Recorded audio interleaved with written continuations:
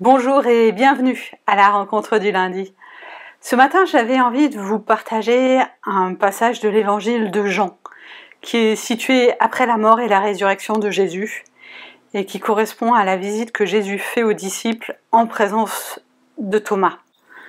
Découvrons ensemble le chapitre 20 et les versets 24 à 29 de ce passage.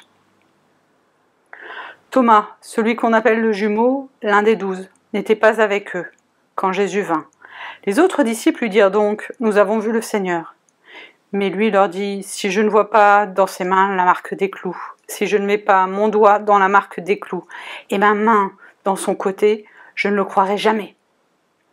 8 jours après, ses disciples étaient de nouveau dans la maison et Thomas avec eux. Jésus vient alors que les portes étaient fermées. Debout au milieu d'eux, il leur dit « Que la paix soit avec vous ». Puis, il dit à Thomas « Avance ici ton doigt, regarde mes mains. Avance ta main et mets-la dans mon côté.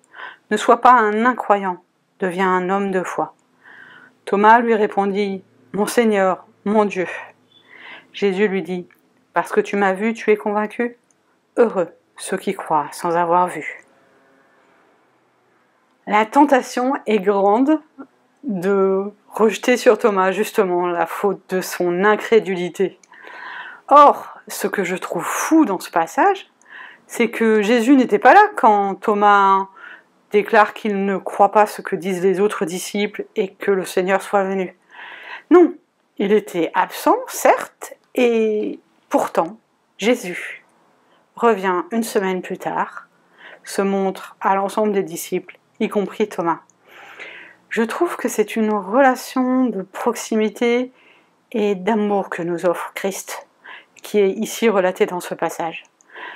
Jésus reprend précisément les attentes, les demandes de Thomas et s'y plie comme s'il fallait bien cela pour que Thomas soit convaincu.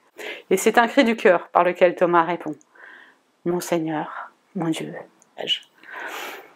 Le côté merveilleux d'une présence mystérieuse dans une maison fermée, tout cela n'a finalement pas grande importance.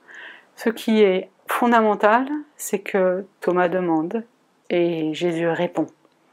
Alors ne soyons pas, nous non plus, ceux qui demandons à trop voir, mais acceptons ce que Jésus nous dit directement.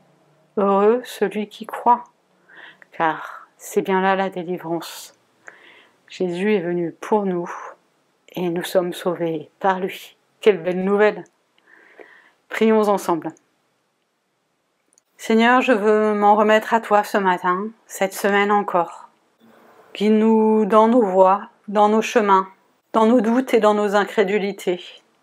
Aide-nous à prendre conscience de cette grâce qui nous est faite.